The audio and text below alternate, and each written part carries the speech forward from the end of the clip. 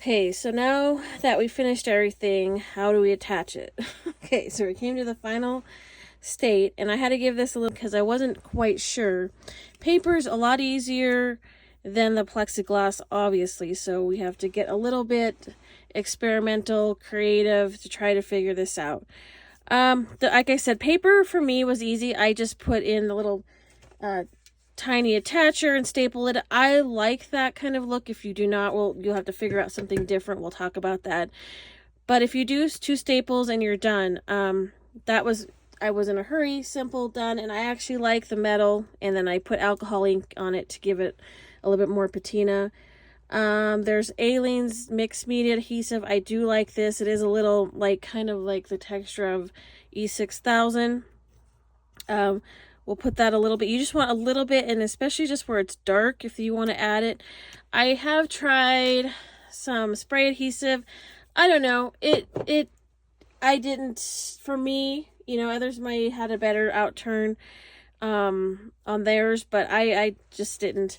And even the mixed media glue isn't perfect either, and it can leave some residue, so you got to be careful. Just when I say just a little bit, it's just a little bit. So what I did is I took some of this Aleene's glue, and I'm just doing this to show you guys. You guys are going to have to figure out what works best for you, but this is just giving you some ideas.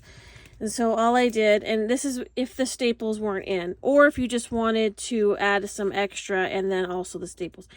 But what I did is I got these little sticks, the craft store, but I just put it very lightly on the edges where it's dark, and then pressed it down. You know, make sure, you know, get the residue off of there, which I didn't use this little wipey to do that over here, but I can get that off. You know, it's coming off pretty well. But that will adhere too, and if you just want to adhere the lines or the corners as well for some extra adhesion, that's what I would do for that. So that's paper.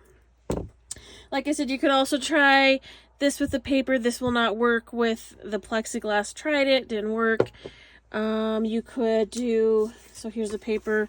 Since it's porous, you could do, I wouldn't use fabric tack just because it kind of messes with, if you use non-archival ink, it will, obviously the other ink is soluble, so it kind of turns it like a yellow.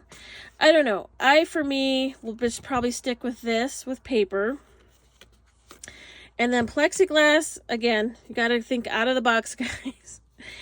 I love using elements. So for this, you could just have your faux tintype, your plexiglass faux tintype, and then put something down here or above here, which I like to use things down here. These are just ideas. So what we'll do is we'll drill holes with the drill and then attach them with brads. Now you're going to have this little flap up here open, which this will work because it's see-through. So I thought, well, why don't I try some UV resin, just tap it up the corners just to keep it down. It does not hold it, you guys, but if you just put a bit here and a bit here and then add this, that will work. The other thing you can do is drill 4 holes and add brads at each corner. Or you could, I don't know, my mind is going everywhere, you guys. I'm coming up with all kinds of ideas. I just thought of this right now. I love rusty wire. I've used rusty wire in probably every project I ever do has some form of rusty wire. That's just my thing. You could drill some little holes and tie some rusty wire, or you can open this up. Like I said, I love rusty wire. You could do some tacking with it, like I said, with the UV resin. You can wrap around here.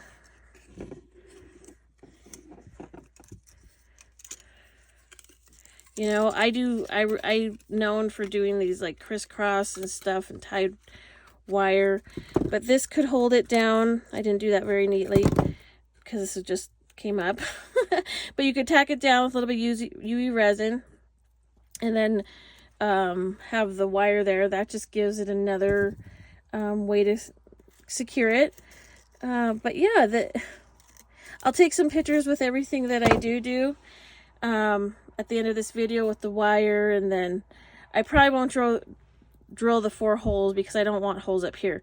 But like I said, 4 holes, or you could even do 2 holes and then do the wire inside, or drill 1 hole here. I always will probably do a hole here, get the wire in and wrap it around just for extra security. I don't know.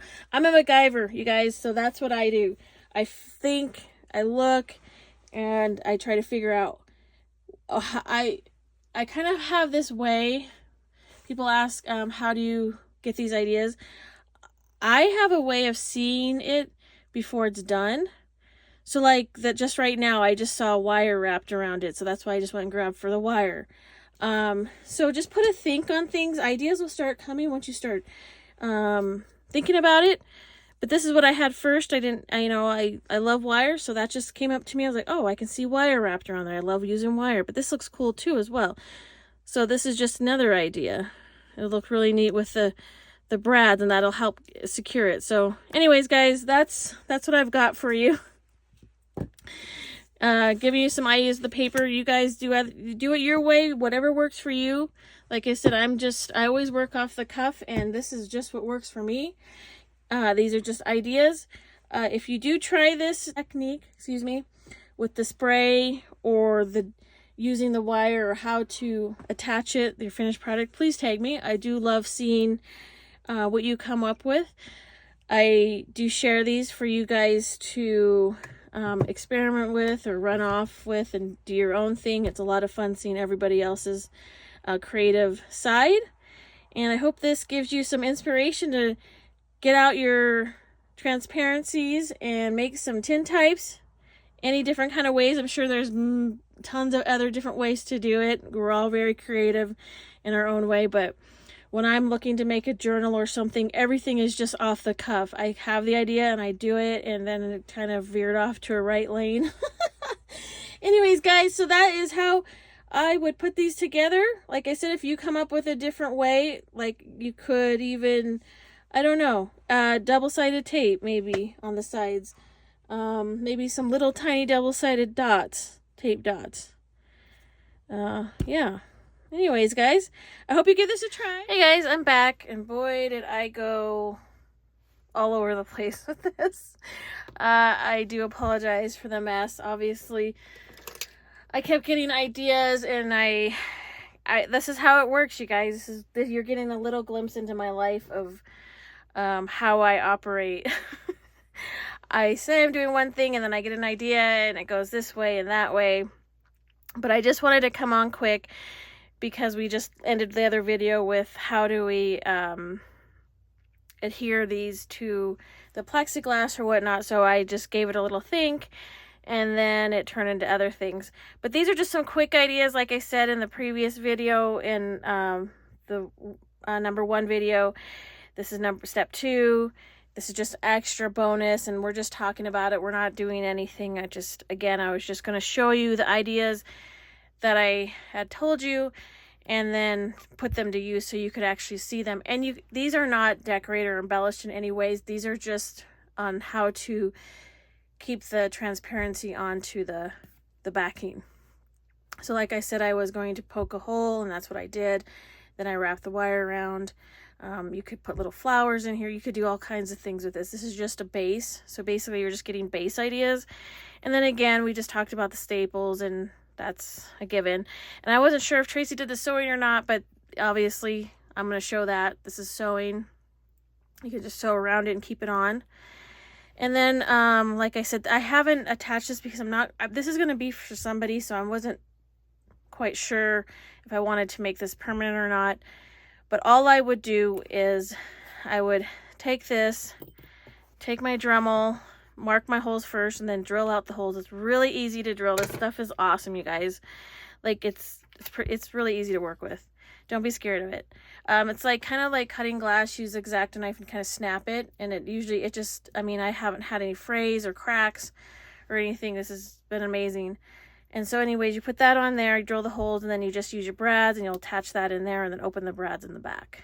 So that's really pretty much self-explanatory. I just didn't want to use this yet because I'm not quite sure what I want to do with it. This is going to be for somebody, so I wanted to not commit to that quite yet, but it does look really cool. So then I came up with those ideas, and then as I was coming up with those ideas, I was thinking, oh man, I wonder if I could try to add some numbers on it. So this one is just stamped. This is acrylic, done the exact same way in the first video, and then just antiqued. And the stamping did work. I put a little bit of alcohol just to emphasize the numbers a little bit more. I used archival ink. I did let it dry for a long time. I think if you just let it, set it and forget it, it'll be fine. I will poke some holes in the sides here. So this is going to be like a faux metal tag. And then I did try embossing powder, which I did know this is plastic, you guys. So you will be heating up plastic, so it is going to melt. You have to be very careful.